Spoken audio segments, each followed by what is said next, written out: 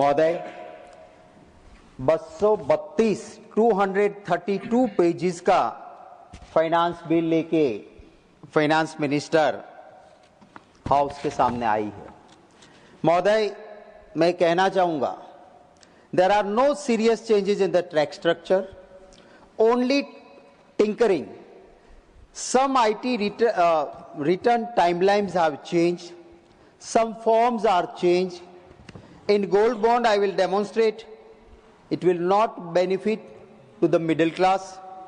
Some changes in person who are investing from overseas, उनके लिए हैं, और गिफ्ट सिटी इनके लिए ये फाइनेंस बिल में कुछ बातें हैं। सर, मेरे पास, क्योंकि जब कोई बजट पेश होता है उस वक्त एक आंकड़े रहते हैं, उसके बाद में रिवाइज बजट होता है और 1 साल 2 साल के बाद एक्चुअल फिगर क्या है उसका रियल पिक्चर सामने आता है।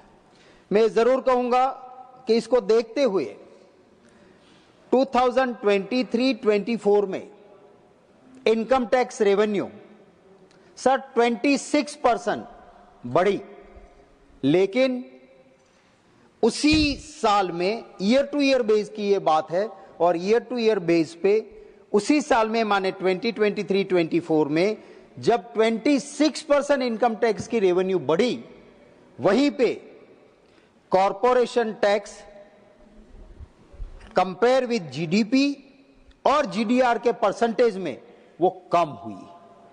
माने बड़े लोगों को से जो पैसे आने थे वो ईयर टू ईयर बेस में कम हुए और आम हिंदुस्तानी के टैक्स के पैसे और ज्यादा बढ़े।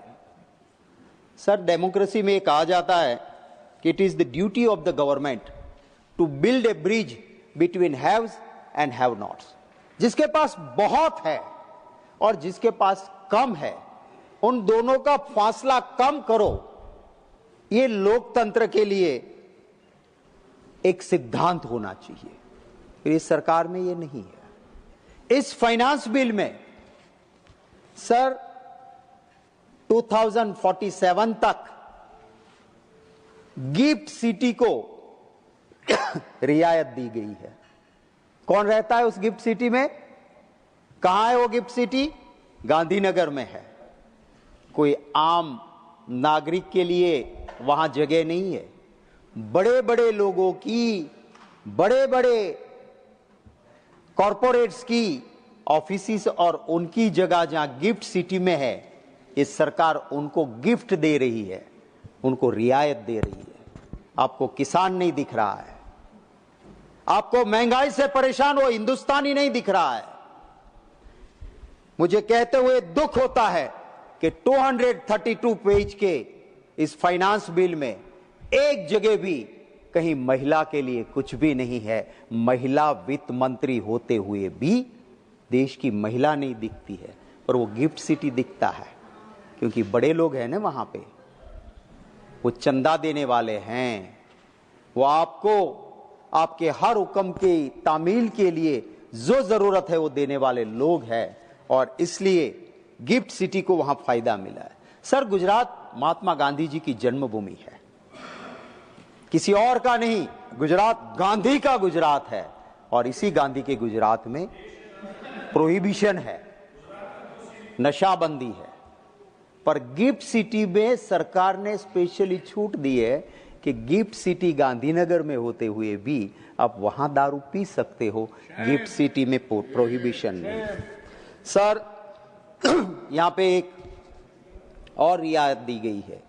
ओवरसीज बाहर से कोई आएगा, डेटा सेंटर लगाएगा, 2047 तक उसको टैक्स में रियायत दी जाएगी, ये फाइनेंस बिल कहता है। मेरा सीधा सवाल ये है कि क्यों आप ये कर रहे हो?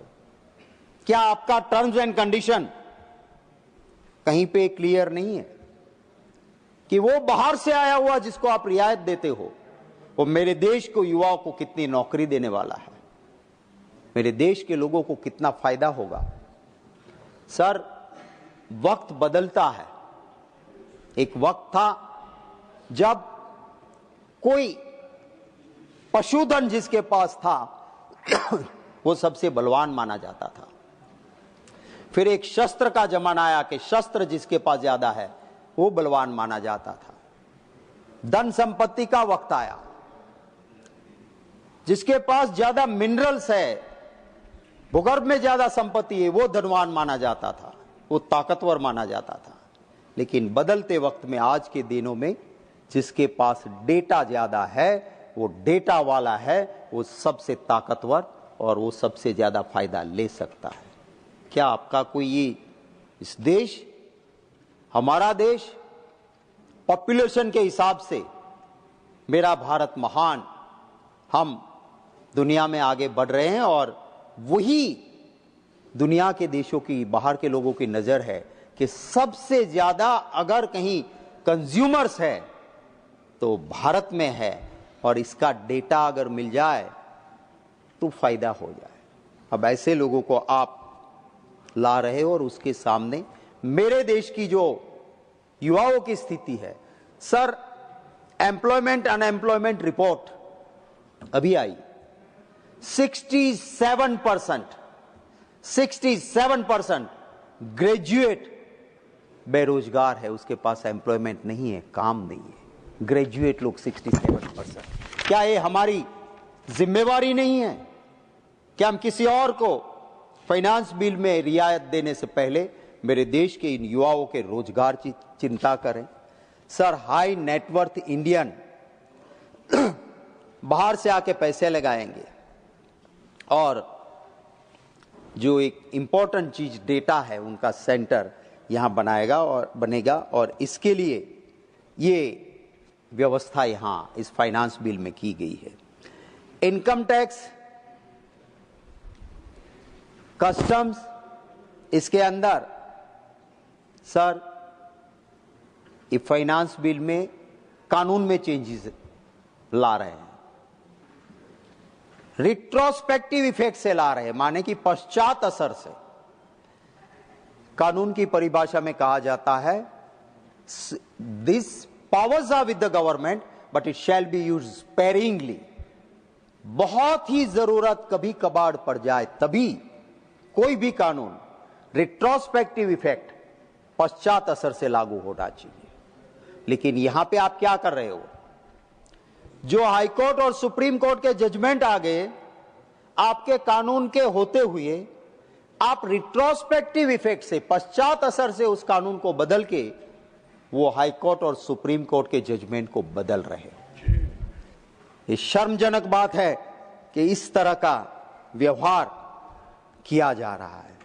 Sir, soybean import duty 0। Sir, oil, soybean खाने का इंपोर्ट ड्यूटी 0।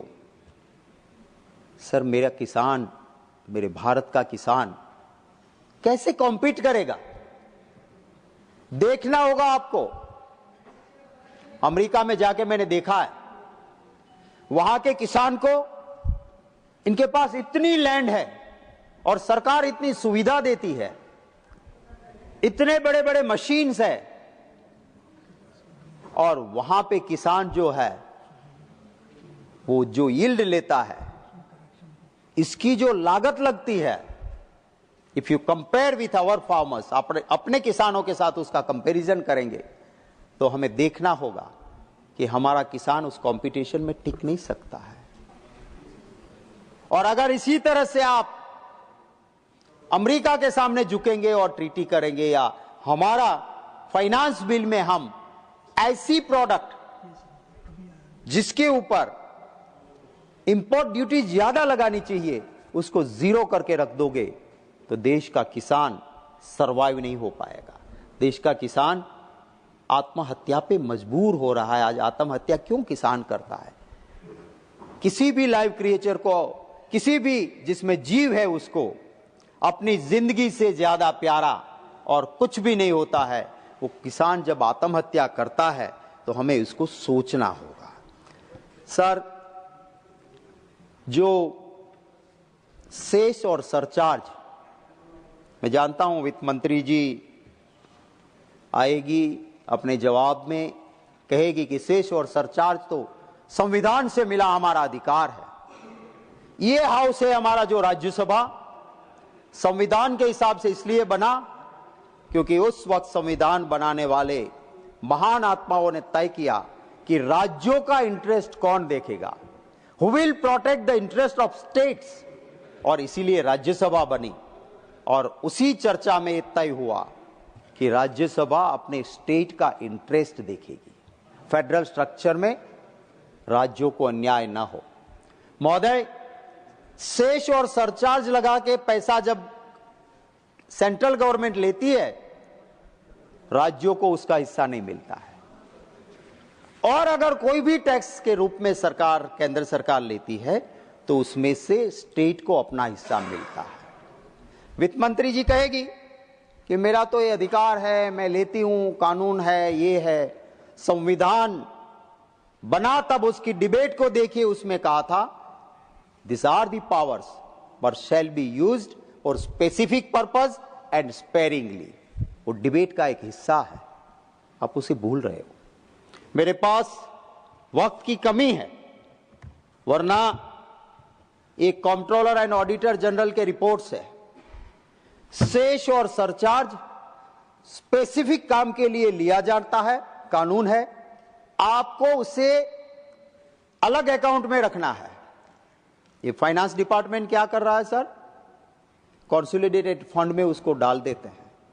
सेस अगर स्वच्छ भारत के लिए देश की जनता ने दिया तो स्वच्छ भारत में खर्च हो लिमिटेड और जगह पे फंड डाइवर्ट हुआ है। ये कोई मेरा एलिगेशन नहीं है, एक controller and auditor general independent audit agency कहती है कि सेस और सरचार्ज का पैसा आप गलत जगह पे यूज कर रहे हो।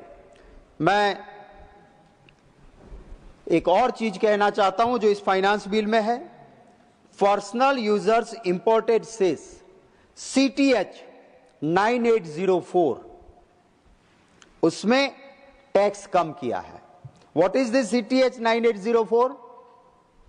बाहर से जो आते हैं उसके साथ जो सामान आएगा उसके ऊपर टैक्स कम कर रहे हो। कौन सी चीजें आ रही हैं? जो चीजें हमारे देश में मिलती है। कौन सी चीजें हैं जो हमारे MSME बना रहे हैं, वही चीज यहां मिल रही है। और कौन जाता है बाहर से ये करने के लिए? क्या कोई आज के दिन में मिडिल क्लास या लोअर मिडिल क्लास ये कर सकता है? उनको कोई फायदा नहीं। सर, क्रिटिकल मिनरल्स के ऊपर 0 टैक्स आज के फाइनेंस बिल में कर रहे हैं। सर, क्रिटिकल मिनरल्स हमारे देश में कौन इन्वेस्ट करेगा इसको एक्सप्लोर करने के लिए? अगर आप सारा क्रिटिकल मिनरल्स बाहर से 0 टैक्स में लाओगे, हु विल इन्वेस्ट हियर? कौन रिस्क लेगा? क्योंकि क्रिटिकल मिनरल्स आराम से मिलने वाला नहीं है, उसके लिए ह्यूज इन्वेस्टमेंट चाहिए। जब आप इसके ऊपर 0 टैक्स कर दोगे तो कोई भी हमारे देश में क्रिटिकल मिनरल्स है इसको हम एक्सप्लोर नहीं कर पाएंगे और इससे फायदा नहीं, राष्ट्र का नुकसान होगा। सर, ये एक और चीज मैं कहना चाहता हूं, ये कहते हैं कि ऑयल एंड गैस की बात। सर, हमारी सरकार थी, सोनिया गांधी जी यूपीए की चेयरपर्सन, मनमोहन सिंह जी देश के प्रधानमंत्री थे, यूपीए गवर्नमेंट थी। बाहर से इंपोर्टेड क्रूड 77% आता था। आपकी सरकार में इंपोर्टेड क्रूड 89% हो गया है। ये क्यों हुआ है? हमारे पास ONGC है। बहुत मेहनत करके आजादी के बाद पंडित जवाहरलाल नेहरू जी से लेकर आई हुई सरकारों ने इसको ताकत दी और हमने हमारी भूमि से क्रूड निकालने के लिए पूरी मेहनत की। Controller and auditor general, I will again quote, जो कुआं बनता है जहां से ऑयल और गैस निकलता है, उसके लिए टेक्निकली यह कहा गया है कि to maintain health of that well, उस कुएं की हालत ठीक रखने के लिए ऑयल और गैस निकालते जाओ, उसके साथ उसे पानी और केमिकल से रिचार्ज करते जाओ, ताकि और ज्यादा से ज्यादा ऑयल और गैस आपको मिलेगा। अब सीएजी की रिपोर्ट कहती है कि सरकार आने के बाद जो कुएं की हेल्थ के लिए, ऑयल एंड गैस के लिए जो कुआं था उसकी हेल्थ मेंटेन करने के लिए जो काम होना चाहिए उसमें भ्रष्टाचार हुआ, पानी की सड़ी हुई पाइपें, पानी गया नहीं, रिचार्ज हुआ नहीं, आपका ऑयल एंड गैस मिलता था वो कम हो गया और आपको इंपोर्ट बढ़ाना पड़ा। सर, एक वक्त था गुजरात में GSPC, Gujarat state petroleum corporation, सरकार का आमदनी देने वाला कमाऊ बेटा जीएसपीसी था। सर, एक मुख्यमंत्री आए, उन्होंने कहा कि केजी बेसिन में मैं ऑयल और गैस ढूंढ लूंगा। सर, केजी बेसिन में 51 वेल किए ऐसा कहा। सर, एक प्रेस कॉन्फ्रेंस हुई, उसमें कहा मित्रों 20 टीसीएफ ऑयल एंड गैस मिल गया है, अब मेरा गुजराती कॉक खोलेगा, पानी नहीं पेट्रोल और डीजल आएगा। वीडियो है, मैं दिखाऊंगा। ये कहने के बाद मैं भी खुश था, मैं गुजराती हूं, अगर 20 टीसीएफ मेरे स्टेट में मिल गया मेरा स्टेट मालामाल हो जाएगा। मैंने एक्सपर्ट से पूछा, उन्होंने कहा साहब जहां तेल के भंडार है वहां पर भी 20 टीसीएफ माने 20 ट्रिलियन क्यूबिक फीट गैस नहीं मिलता है। उन्होंने कहा एक ही अथॉरिटी है जो तय कर सकती है, सच कह सकती है, वो है DG hydrocarbon. I wrote to DG hydrocarbon, मैंने आरटीआई भी की कि कितना मिला गुजरात को।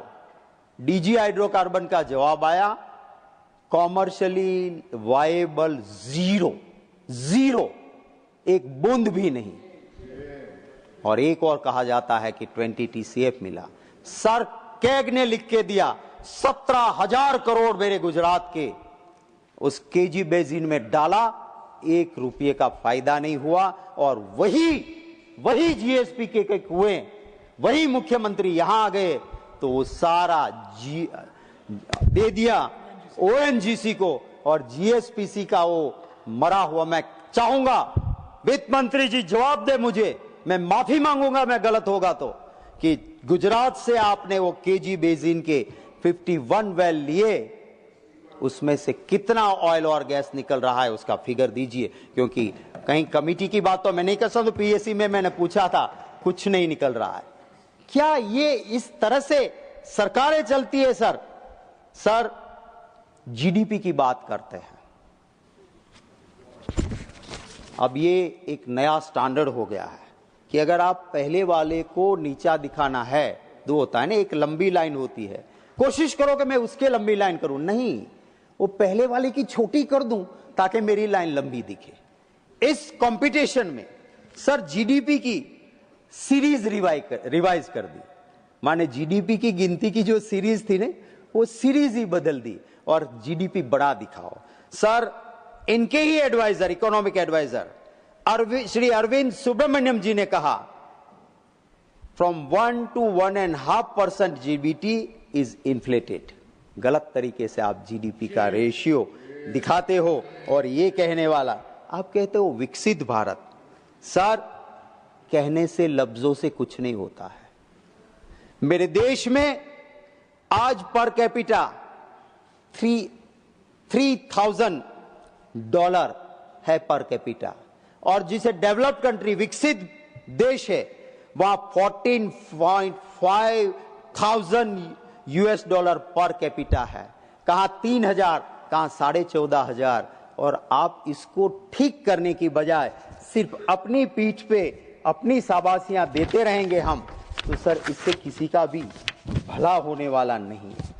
सर, कभी कभी ये लफ्ज वित्त मंत्री जी करती है ट्रस्ट बेज। अरे ट्रस्ट बेज नहीं, त्रास्ती बेज है आपका टैक्स स्ट्रक्चर। ट्रस्ट बेज नहीं, त्रास्ती बेज है। लोगों को पूछिए, जाइए कि कितनी तरह से उसको परेशान किया जाता है, चाहे कस्टम हो चाहे जीएसटी हो, और उसकी कोई ख्याल नहीं रखा जाता है। सर जीएसटी में रिफंड लेने के लिए अभी मुंद्रा पोर्ट तो उसका एपिसेंटर है, पूरा नीम के पत्ते भरे हुए थे, उसके कंटेनर पकड़े के नीम के पत्ते क्यों, क्या जा रहा है, कूड़ा भरा था पूरा।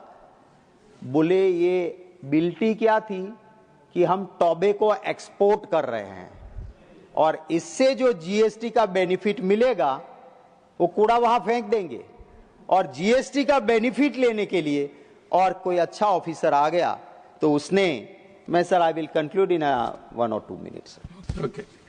Sir digital infrastructure, electronics, manufacturing, marine products, leather, critical minerals, nuclear energy, ये इन चीजों के ऊपर आपको देश में क्या हो रहा है और बाहर क्या है उसको अगर हम देखेंगे नहीं।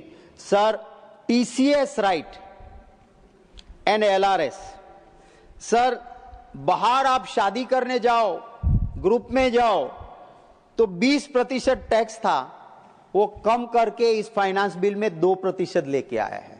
मेरा भारत महान, मेरे देश में अगर आपको स्नो चाहिए आप जाइए जम्मू कश्मीर और हिमाचल में, आपको बर्फ वर्षा वहां पे मिलेगी। आपको अगर कहीं दरिया किनारा चाहिए, गुजरात से लेके पूरे भारत में आपको साउथ इंडिया में पूरा दरिया मिलेगा। आपको पहाड़ियां चाहिए, आपको रेगिस्तान चाहिए, आपको फॉरेस्ट चाहिए, जो चाहिए वो मेरे देश में है। अगर कोई पैसे वाले लोग शादी करने के लिए या ग्रुप में बाहर जा रहे हैं, उनके 20% से 2% करके आप मेरे राजस्थान का, मेरे गुजरात का, मेरे हिमाचल का, मेरे जम्मू कश्मीर का, मेरे साउथ का, केरला का वो टूरिज्म है, उसके ऊपर छुरी चलाने की कोशिश ये फाइनेंस बिल में हो रही है और इसके लिए मैं इसका विरोध करता हूं। और मैं आखिर में यही कहूंगा कि इस फाइनेंस बिल में वित्त मंत्री जी ने देश के उन लोगों की चिंता नहीं की है कि जिनको जरूरत थी, उन लोगों की चिंता की गई है कि जिनको रियायत की कोई जरूरत नहीं थी। गोल्ड में अगर मैच्योरिटी नहीं होती है तो कौन बीच में से कौन तोड़ता है, वो इंसान होता है जो जरूरतमंद गरीब होता है, उनकी जरूरत आन पड़ी तो वो अगर बॉन्ड तोड़ता है तो उसको फायदा इस बिल में नहीं है। इन्हीं लफ्जों के साथ इनका विरोध करते हुए मेरी बात को खत्म करता हूं।